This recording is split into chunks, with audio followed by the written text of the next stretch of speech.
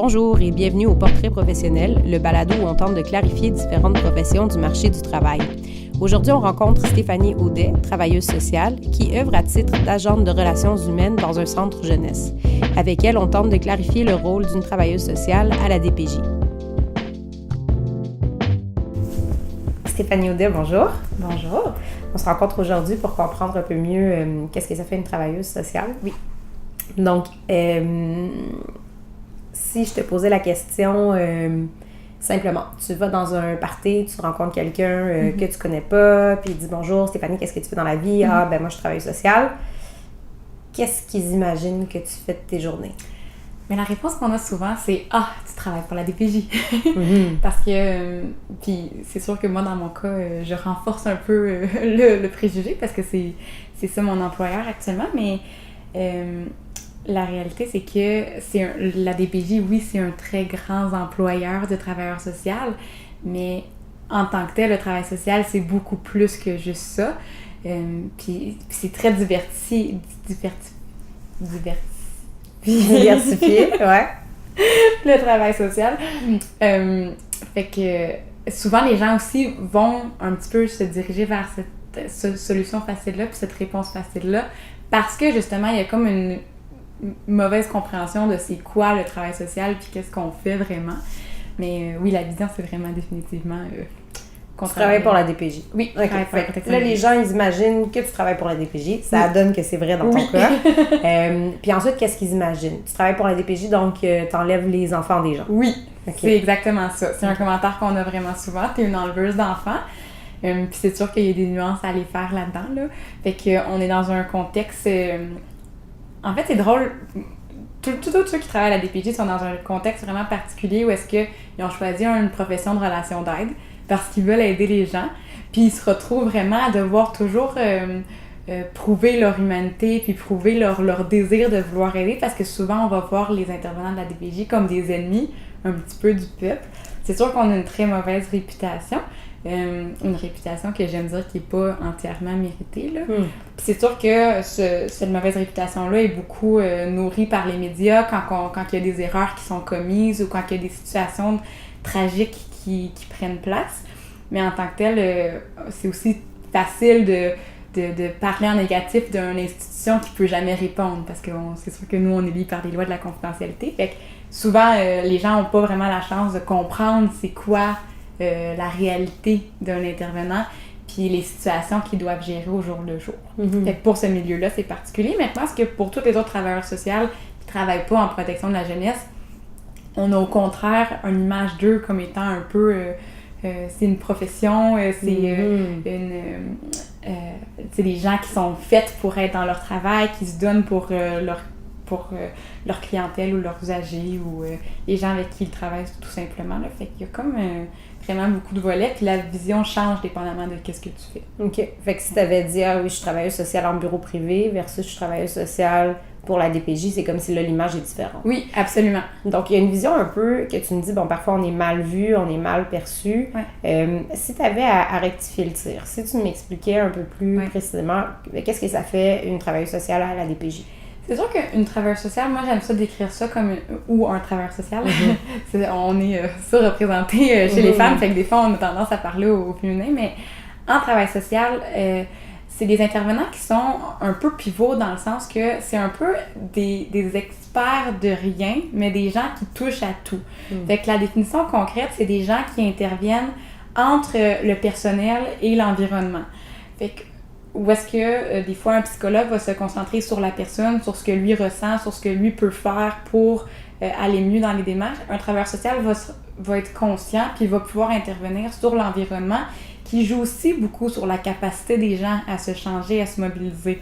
Fait que c'est des gens qui vont aller un petit peu faire le lien entre différents intervenants, qui vont beaucoup travailler en équipe. C'est rare qu'on va avoir un travailleur social qui va travailler seul avec une personne, puis qui va travailler dans une façon beaucoup plus systémique, qui va aller voir la famille des gens parfois, des fois leur employeur, des fois leur propriétaire de logement, qui vont vraiment pouvoir aller se défendre en fait les gens de leur société. Fait que des fois ça va être un petit peu des accomplices, là. Des complices dans tout ça. Ouais. Fait que si tu me donnais un exemple concret, donc tu me dis l'intervenant, donc le travailleur social, travaille dans une approche systémique. Oui. Donne-moi un exemple. Donc, quelqu'un dans son système que tu viens aider. Mm-hmm. Si, mettons, je dis, tu travailles avec un jeune qui est dans une situation un peu de délinquance. Oui. Où ils sont les systèmes? Comment tu interviens dans tout ça? Mais pour un jeune qui a un comportement délinquant, si on va préciser encore plus, on pourrait dire que c'est un jeune qui consomme. Mm-hmm. Fait qu'un jeune qui consomme, c'est sûr que ça peut être facile pour un intervenant ou pour un parent ou un prof de dire « Ben, tu consommes, tu veux pas consommer, arrête de consommer. Où est-ce que le travailleur social va s'intégrer, c'est d'aller voir un petit peu aussi avec les parents, c'est quoi leur perception de leur enfant qui consomme, c'est quoi les choses qu'ils mettent en place pour aider leurs jeunes à arrêter de consommer. Avec l'école, des fois on a des écoles qui ont des jeunes qui consomment, donc c'est pas acceptable, ils les suspendent. On va essayer de voir avec la direction de l'école, est-ce qu'il y a quelque chose qui peut être fait pour que le jeune puisse réintégrer la classe puis puisse avoir des conséquences qui sont à l'intérieur de l'école en prenant acte que quand il est à la maison, ben il consomme plus parce qu'il n'y a rien à faire puis c'est plate puis ses amis sont à l'école. Fait qu'il fait ça pour passer le temps un petit peu. Fait que dans le fond, la conséquence qui a été donnée pour l'action lui permet de faire l'action encore plus. Fait que ça, c'est problématique. On va aussi aller voir avec le jeune, lui, qu'est-ce qu'il veut pour son futur, puis pour lui-même, puis s'il a besoin d'accompagnement, d'intervention plus spécifique pour arrêter de consommer, on va pouvoir lui donner ça. Mais s'il a besoin, s'il trouve que lui, il voudrait s'intégrer dans un sport, puis que ça pourrait l'aider, ben on peut faire les démarches avec lui pour qu'il s'inscrive à une activité ou qu'il cherche un emploi ou qu'il aille combler ce vide-là un petit peu. Là, fait que cette vision systémique, c'est vraiment les différentes sphères de vie. Hein? Oui. Fait que le jeune en tant qu'individu, sa famille, son école, ses amis, son réseau social. Ouais. Donc, tout ça ensemble, c'est tous les champs d'intervention de la travailleuse sociale. Exactement. OK. Fait qu'on pousse les limites un petit peu. Là. Okay. On s'intègre, on se faufile dans la vie des gens. Fait que c'est tentaculaire, hein? Oui. On est un peu partout en même temps. Oui. Et c'est en travaillant sur tous ces plans-là qu'on arrive à résoudre certaines problématiques. Oui, absolument. OK. Donc, là, on voit qu'il y a quand même une grosse différence entre « Ah, ben, t'es une enleveuse d'enfants », puis l'exemple tout simple qu'on vient de nommer maintenant. Oui. C'est vraiment complètement différent. Qu'est-ce que ça te fait à toi de voir cette différence entre comment les gens te perçoivent puis comment tu travailles vraiment? Mais c'est sûr que c'est un niveau de difficulté additionnel parce que quand on rentre dans une famille, c'est sûr que moi, quand les gens me voient pour la première fois, habituellement, sont pas très, très heureux parce qu'ils ont ce qu'ils pensent connaître puis ce que la société leur dit. Puis moi, ils me connaissent pas. Fait qu'on donne le bénéfice du doute à qu'est-ce qu'on connaît. Hein. Mais en même temps, on est un petit peu formé pour ça dans le sens que le travail social, ça reste une formation puis une profession en relation d'aide. Puis on est là vraiment pour aider les gens. Fait que j'ose dire que les gens avec qui je travaille ont beaucoup de savoir-être puis sont conscients aussi de ça. Puis c'est une des choses qu'on va aller nommer aux gens, de dire, on commence notre intervention en disant bon, là, on sait qu'on a une mauvaise réputation, mais on va vous expliquer un petit peu comment on fonctionne puis comment on va faire les choses. Puis tout de suite d'aller nommer les statistiques. Ça aide vraiment les gens. Fait que quand les gens nous disent qu'on place des enfants, mais non, en réalité, c'est que les statistiques, c'est pas du tout ça qu'on fait. Il y a vraiment un 3% d'un 3% d'un 3% qui finissent par être placés. Puis ce qu'on va dire aussi aux parents, c'est que nous, on veut travailler en transparence, puis on veut travailler en collaboration. Jamais il va y avoir un enlevage d'enfants, si je peux dire ça comme ça, en surprise. Fait que les familles avec qui on travaille savent toujours qu'est-ce qu'ils doivent faire, ce à quoi on s'attend, ce à quoi on va les aider à accomplir, mais qu'à l'inverse, si ces objectifs-là sont pas atteints, mais oui, c'est vrai que des fois, malheureusement, on a des risques. Il y a des enfants qui doivent être déplacés. Puis souvent, ce que les gens oublient, c'est que nous, quand on intervient, on travaille pour l'enfant. Moi, quand je travaille, mon client principal, c'est l'enfant, c'est pas les parents. Fait que des fois, les parents vont se sentir un petit peu inconfortables dans cette relation-là. Puis nous, on va pouvoir référer souvent les parents aussi, parce que souvent, on va travailler avec des parents qui ont besoin d'un accompagnement, puis qui peuvent travailler avec un autre travailleur social, mais que nous, on peut pas assumer les deux rôles en même temps, parce que l'enfant et le parent ont des besoins complètement différents. nous, on travaille vraiment pour les enfants, pour leur sécurité. OK. Donc, si on essaie de concrètement voir une journée typique, de quoi ça a l'air? Un mardi matin, t'arrives au travail, t'enlèves tes bottes, qu'est-ce qui se passe? En fait, ce qui arrive, c'est que il y a comme 2 journées typiques en travail social. Puis ça, je pense que c'est vrai à la protection de la jeunesse comme dans d'autres milieux. C'est que parfois, il y a des journées qui sont très, très axées sur l'intervention. Puis parfois, il y a des journées qui sont plutôt bureaucratiques. À moins d'un travailleur social qui travaille en communautaire, où est-ce qu'ils ont trouvé une façon de vraiment enlever le côté administratif un petit peu, où est-ce qu'ils sont moins dans la rédaction, moins dans le... ce qui est parfaitement correct aussi, mais en institution, il y a beaucoup de... On laisse des traces, on veut s'assurer que les équipes sont efficaces, on veut s'assurer qu'ils font ce qu'ils ont à faire. Fait que chaque intervention nécessite de la rédaction, c'est ça un petit peu la réalité de notre travail. Si je dirais pour le concrétiser, je dirais qu'actuellement on fait peut-être du 40% d'intervention pour 60% de rédaction. Alors, du moins, c'est comme ça la protection de la jeunesse. Mais ça reste qu'il y a des journées où est-ce qu'on peut faire 7 rencontres dans une journée. Puis des journées où est-ce qu'on peut avoir presque aucun contact avec les gens avec qui on travaille. Là. Des fois, on peut être pas mal isolé, là, pas mal devant notre clavier. Parce qu'il y a des journées ou des semaines même qu'on peut ne pas être au bureau du tout. C'est sûr que dans mon cas, une journée axée sur l'intervention, c'est une journée où est-ce que je fais beaucoup de voitures, beaucoup de routes, beaucoup de milieux. Parce que tu vas rencontrer les gens chez eux. À domicile, oui. Okay. Ça reste un choix qui, à l'heure actuelle, est beaucoup pour l'intervenante. Là. Il y a des intervenantes qui se déplacent beaucoup moins que d'autres parce que pour une raison ou une autre, ils préfèrent faire des rencontres au bureau parce qu'on a quand même des bureaux physiques qui ont des locaux de rencontres puis les gens peuvent se déplacer, venir nous voir. Mais des fois, pour la réalité des gens, puis avec les gens avec qui on travaille, ça peut être plus facile de se déplacer vers eux. Alors, on fait des journées où est-ce qu'on beaucoup sur la route, on mange dans notre voiture, puis on peut rencontrer vraiment 4 familles différentes dans une journée, puis devoir rapidement se revirer pour être disponible pour la personne, puis pour être centré sur son vécu sans penser à la rencontre qu'on vient d'avoir ou la rencontre qu'on va faire. Où est-ce que des journées de bureau, des fois, ça peut faire du bien aussi dans notre réalité, parce que c'est des journées où est-ce qu'on est plus calme, où est-ce qu'on est au bureau avec des collègues, fait que c'est des moments, des journées où on peut se tourner vers les gens, puis discuter de nos dossiers, puis voir un petit peu avec eux quelles pistes d'intervention ils recommanderaient, puis un peu avoir le conseil là, qui aide à faire le travail dans le sens que ça devient moins lourd beaucoup plus rapidement, puis on dit 2 têtes valent plus qu'une, et ça c'est absolument vrai dans, je pense, tous les métiers, mais définitivement vrai dans le nôtre.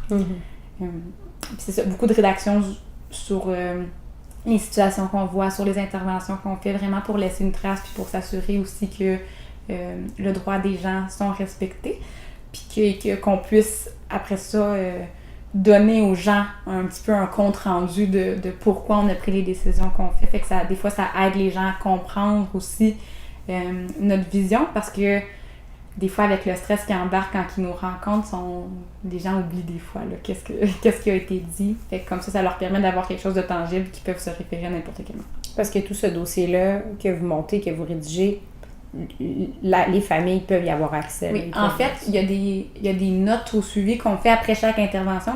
Puis c'est ça que je disais, dans le fond, on laisse un message, on doit juste le noter à quelque part. Ça, c'est un peu moins pertinent pour la personne de l'avoir parce que ça devient très, très long. Mais il y a des rapports qui sont rédigés spécifiquement pour les parents, pour les familles.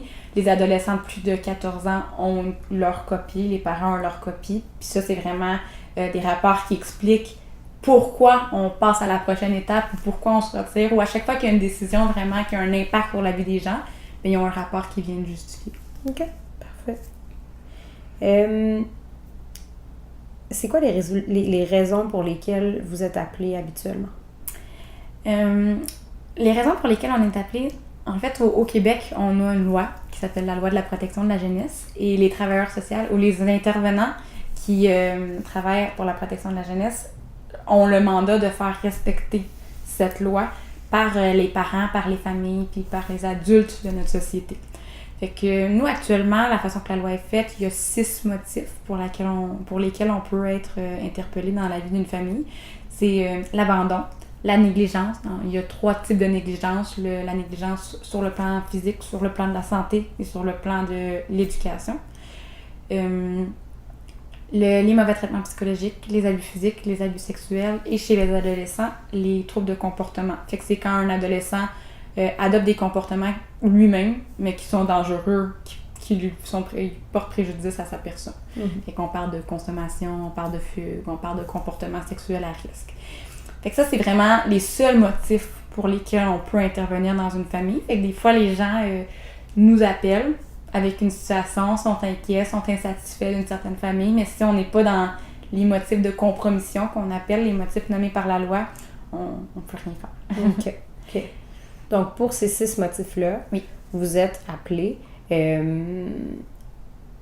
je demande des moyennes, mais en moyenne, est-ce qu'il y en a des motifs qui reviennent plus souvent que d'autres?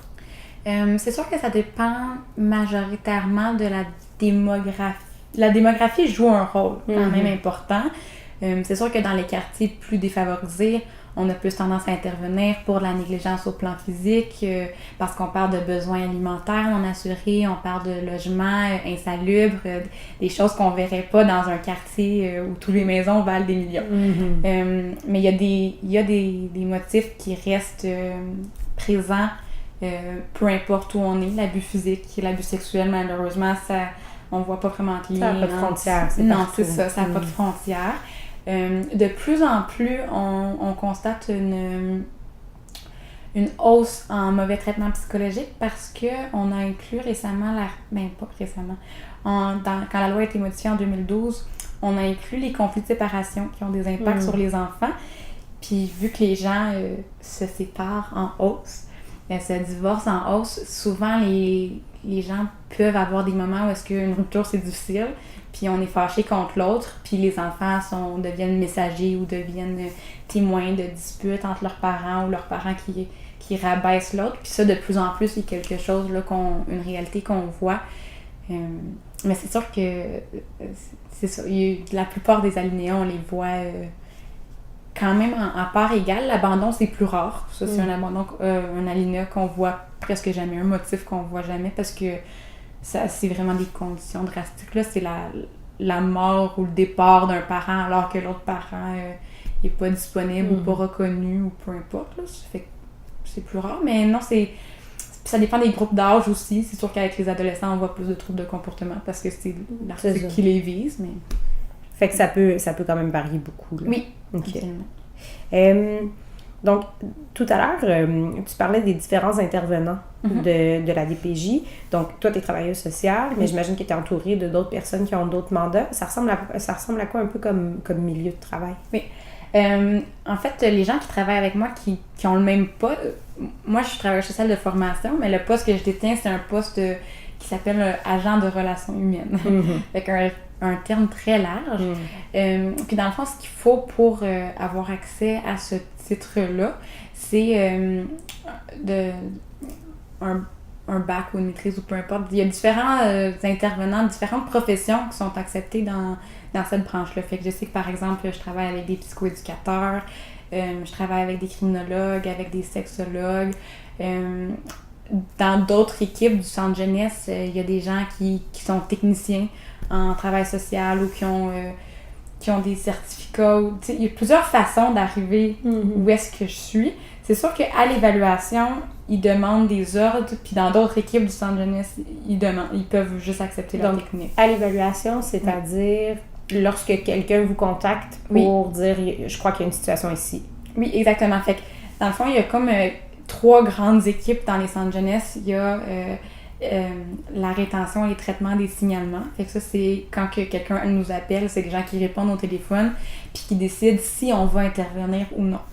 Une fois qu'on a décidé qu'on allait intervenir, il y a l'évaluation et l'orientation. Fait que ça, c'est notre travail, puis ça, c'est l'équipe qui demande qu'on fasse partie d'un ordre professionnel. Fait que ça, c'est le premier contact qu'on va avoir avec les gens. On va les informer de leur signalement, puis on va aller vraiment évaluer avec tous les membres de la famille c'est quoi leur réalité, qu'est-ce qui se passe, est-ce que la situation qui nous a été signalée, est-ce que c'est vrai, puis si c'est vrai, est-ce que ça a des impacts sur les enfants. Fait qu'à partir du moment où est-ce qu'on dit oui à ces 2 questions-là, on se doit d'intervenir là, comme centre jeunesse. Et on se doit de décider avec les parents, ça va être quoi notre plan de match. Fait que moi, une fois que j'ai fait ça avec les parents, décider si on restait et décider comment on allait se faire, comment notre présence allait être... Se manifester. Oui, merci. À ce moment-là, il y a une intervenante il va y avoir un changement d'intervenant et cet intervenant-là va faire ce qu'on appelle un suivi social. Là. Fait qu'il va vraiment être avec la famille pour les 6 prochains, 9 prochains ou la prochaine année ou plus long si la situation le requiert. Mm-hmm. Fait que tant que les motifs de compromission restent en place, il y a un intervenant qui continue de travailler avec la famille. OK. Fait qu'il y a vraiment beaucoup de professionnels. Ça, c'était la 3e équipe. Oui, c'est la 3e équipe. Le suivi, oui, exactement. Okay. Fait qu'il y a des techniciens qui travaillent dans la 1re et dans la 3e équipe. Puis il y a aussi des gens qui font partie d'un ordre, là, qui travaillent dans ces mêmes équipes. Mm-hmm. Tout dépendant de s'il y a des actes réservés dans ce qu'on nous demande de faire. Fait que nous, dans notre travail, dans mon équipe, on doit faire des évaluations du fonctionnement social, ce que d'autres ordres appellent des choses différentes. Ouais. Là. Mais c'est pour ça qu'on n'a pas de technicien dans notre équipe. OK. Fait que dépendamment des tâches, les rôles vont venir à changer un peu. Exactement. OK. Qu'est-ce qui fait que tu as choisi de devenir travailleuse sociale? J'ai toujours su que je voulais faire de la relation d'aide. Je pense que c'est le cas pour beaucoup de gens qui se retrouvent en relation d'aide. Les gens m'intéressent, j'aime leur parler, j'aime comprendre leur histoire, j'aime comprendre pourquoi les gens sont comme ils sont. Puis moi, j'écoutais beaucoup d'esprit criminel quand j'étais petite, plus petite que maintenant. Et j'aimais vraiment ce côté de comprendre les gens, de comprendre comment ils fonctionnent, comprendre qu'est-ce qui les amène à avoir des difficultés. Puis dans l'esprit criminel, c'est une équipe de ce qu'on appelle des profilers. Fait que quand je suis allée au cégep, je m'intéressais vraiment, je voulais vraiment aller en criminologie. Fait que j'ai choisi un profil en sciences humaines, profil criminologue. Et la première chose qu'ils m'ont dit dans mon premier cours au cégep, c'est si vous avez écouté Esprit criminel puis vous êtes ici pour être profiler, cette job-là au Canada, elle n'existe pas. Vous avez besoin de repenser votre carrière. Fait que ça me donnait un 2 ans quand même pour que je te préparer là, pour me dire OK, qu'est-ce que je fais avec ça? Puis je pense que il y a beaucoup d'options en relation d'aide, puis il y a beaucoup de métiers qui se ressemblent vraiment beaucoup, mais pour moi, j'aimais les portes que le travail social ouvrait. Fait que c'était un programme à l'université qui était juste 3 ans comparé à la psychoéducation qui demande une maîtrise ou à la psychologie qui demande un doctorat. Fait que puis on était garanti de travailler, je veux dire, l'emploi est là, les gens vont toujours avoir besoin d'aide, d'accompagnement. Fait que je vois mal une situation où est-ce qu'on serait remplacé par des machines. Fait qu'il y avait comme vraiment une sécurité d'emploi là. Et j'aimais vraiment l'aspect aussi, comme je disais au début, expert en rien, mais un peu un métier qui était fourre-tout, où est-ce qu'on pouvait toucher à tout, puis où est-ce qu'il y a beaucoup d'opportunités pour faire un réaménagement de carrière en restant dans la même profession, sans retourner à l'école. Fait que cette polyvalence-là, elle était bonne. C'était intéressant de voir plusieurs options avec un diplôme. Oui, exactement. Puis je pense que pour les gens qui aiment plus ou moins qui aiment la sécurité et la routine un petit peu, mais qui aiment pas, qui s'ennuient facilement ou qui aiment pas ça, savoir nécessairement ce qui va se passer dans leur journée tout le temps, c'est aussi une bonne option, là, parce qu'il y a beaucoup de choses qu'on peut aller toucher, puis comme presque toutes les carrières en relation d'aide, c'est du nouveau tous les jours. Les gens se répètent pas, là, c'est vraiment toujours des nouvelles personnes, avec des nouvelles histoires. Fait que c'est comme ça que j'ai choisi le travail social. Parfait. Ça fait combien de temps que tu pratiques? 1 an. Ça fait 1 an. Oui. Nouvellement 1 an. Nouvellement 1 an. Comment est-ce que tu imagines la suite de ta carrière? Actuellement, je dois dire que je suis bien où est-ce que je suis. C'est sûr que les gens qui font leur bac en travail social doivent toujours prendre la décision à un moment, est-ce que je vais être un travailleur social institutionnel ou est-ce que je vais être un travailleur social communautaire? Parce que c'est 2 mondes complètement différents. Je pense qu'il y a des gens qui font l'aller-retour, mais en grande majorité, les gens choisissent une famille et ils restent toute leur carrière, même s'ils changent de domaine ou de spécialisation.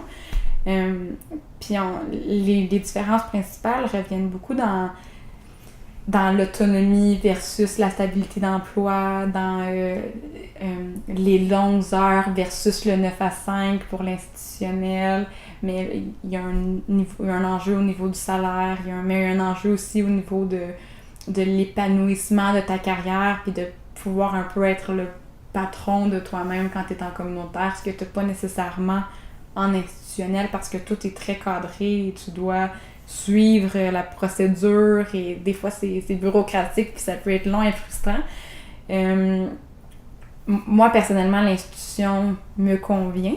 Je sais pas si je vais rester à la protection de la jeunesse toute ma carrière, mais une des choses que j'aime de toute l'institution, c'est qu'il y a vraiment il y a des postes hiérarchiques, mais c'est des postes qui sont accessibles, fait qu'il y a toujours une possibilité de croissance à l'emploi, de faire quelque chose d'autre. Puis ça aussi, ça cause du quotidien, tu sais, ça dit pas je vais faire le même emploi pendant 35 ans. Puis à la protection de la jeunesse, c'est sûr qu'il y a 3 équipes, puis habituellement, les gens dans une carrière font les 3 équipes. Fait que ça aussi, c'est un changement. Fait que tu vois des mouvements latéraux possibles aussi. Ouais, fait que je me vois facilement faire une carrière entière en protection de la jeunesse, en sachant très bien que si jamais ça arrête de m'intéresser ou que si y a quelque chose qui se passe puis que soudainement je suis plus en mesure de faire ça, mais je vais pouvoir vraiment trouver autre chose. Assez facilement. Dans ton quotidien, qu'est-ce que tu trouves qui est le plus valorisant dans ton travail? C'est sûr que des fois, souvent les gens vont dire tu travailles à la DPJ, tu dois avoir des histoires d'horreur. Puis des fois c'est vrai, c'est moins vrai que je pense que les gens pensent là.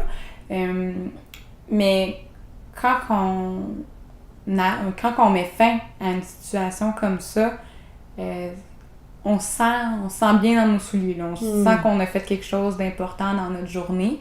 Puis c'est ça aussi, c'est souvent la relation avec les parents peut être plus difficile, mais on est capable de faire qu'est-ce qu'on fait en sachant que tout ce qu'on fait, c'est pour un enfant, c'est pour la prochaine génération. Puis souvent, on va voir des familles que ça fait 3-4 générations qui vivent la même situation encore et encore, puis qu'il y a un intervenant qui va prendre une décision difficile, puis qui va y mettre fin, peut-être de façon assez drastique, mais de savoir qu'on a coupé le cycle, puis qu'on est capable de donner à cet enfant-là un avenir qu'il n'aurait pas eu sans nous, c'est extrêmement valorisant.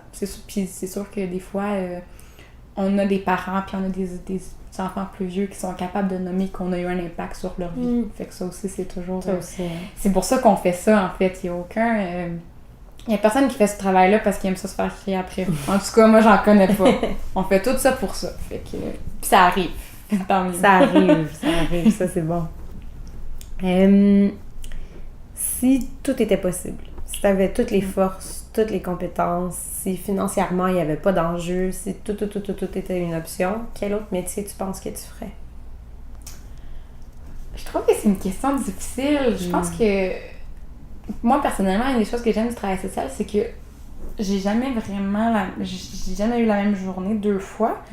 Puis en même temps, c'est un travail qui peut être demandant, qui peut être dur. Fait que moi, je plaisante souvent avec mes collègues que je repense mes choix de carrière tous les jours et la réponse change tous les jours. Il y a des jours où est-ce que je suis tannée justement de l'imprévu, où est-ce que j'ai envie d'être hygiéniste dentaire. Il y a des jours où est-ce que je fais de la rédaction puis j'ai envie d'être animatrice sur un bateau de croisière. Mais la plupart des jours, j'aime assez ce que je fais, puis je pense que si j'avais à refaire une carrière, je ferais quelque chose qui est assez similaire. Je pense que je serais comme enseignante au primaire. Je pense que pour faire qu'est-ce qu'on fait, il faut qu'on ait vraiment un amour des enfants, puis que je serais bien. En éducation, je sais que je serais bien. Sûrement que je rechoisirais une autre carrière aussi, parce que tous les emplois ont leurs avantages et leurs désavantages, mais je pense que je ferais ça. Puis à l'opposé, quel métier est-ce que tu ferais vraiment, vraiment, vraiment pas? Je serais jamais comme comptable ou notaire ou... Puis sans insulter les comptables ou les notaires, conseillère financière, quelque chose avec les chiffres, quelque chose où est-ce qu'on n'a pas besoin de côté social ou c'est quelque chose qui est vraiment plus logique et séquentiel et 1 plus 2 égale 2. 1 plus 2 égale 3 en fait. Ah oui! 1 plus 2! C'est ça que j'ai dit. 1 plus 2, ouais. 1 plus 1 Mais, égale 2. Fait que tous ces trucs qui sont vraiment encore plus cadrés, là tu manquerais d'espace. Oui, je pense que oui. OK. Qu'est-ce que tu dirais qui sont les forces les plus importantes à avoir pour être une bonne travailleuse sociale? J'essaie de choisir la plus importante en premier. La patience, je dirais, la plupart des jours. La patience quant à quoi? Quant au... je pense que souvent, les gens qui vont en travail social, c'est des gens qui ont des notions très fortes de justice, puis d'équité, puis de dignité. Puis c'est pas rare qu'on va rencontrer des gens... des gens qui sont dans des situations où on veut plus qu'eux. On veut que ces gens-là aillent bien, plus que ces gens-là sont... veulent ou peuvent.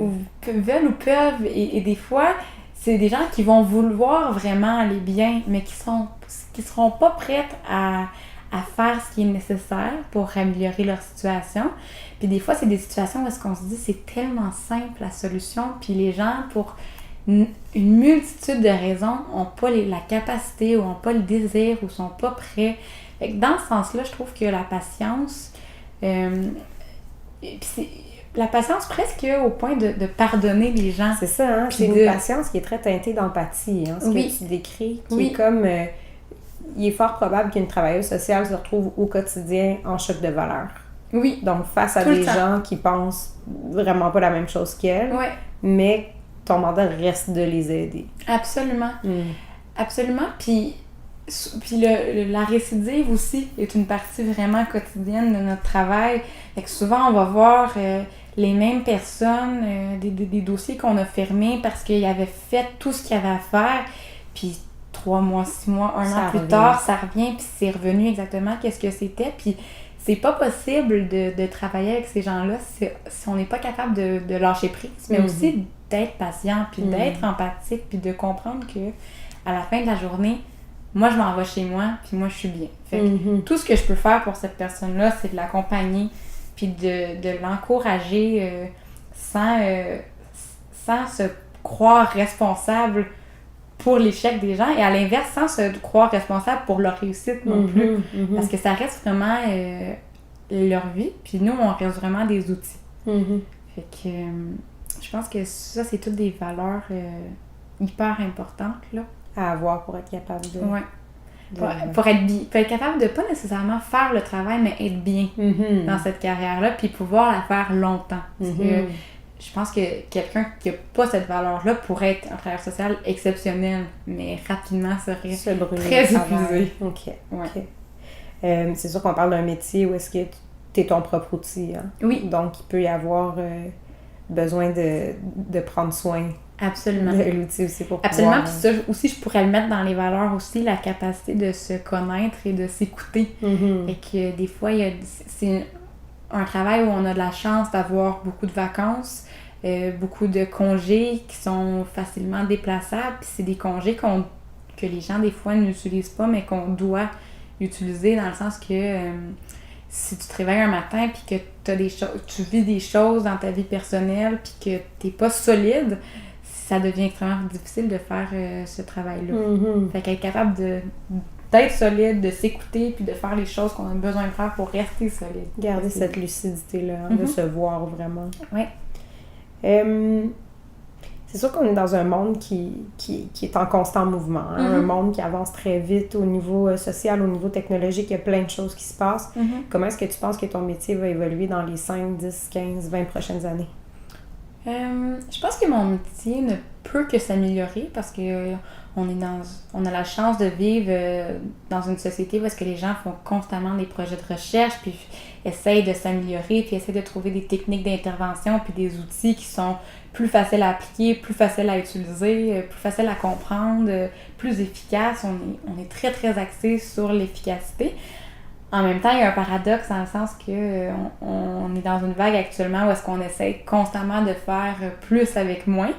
C'est sûr que ça, à un moment, soit il va avoir soit on va se retourner assez rapidement sans qu'il y ait trop d'impact, mais déjà, on les voit, les impacts, dans le sens qu'il y a les attentes catastrophiques là, partout à travers le Québec.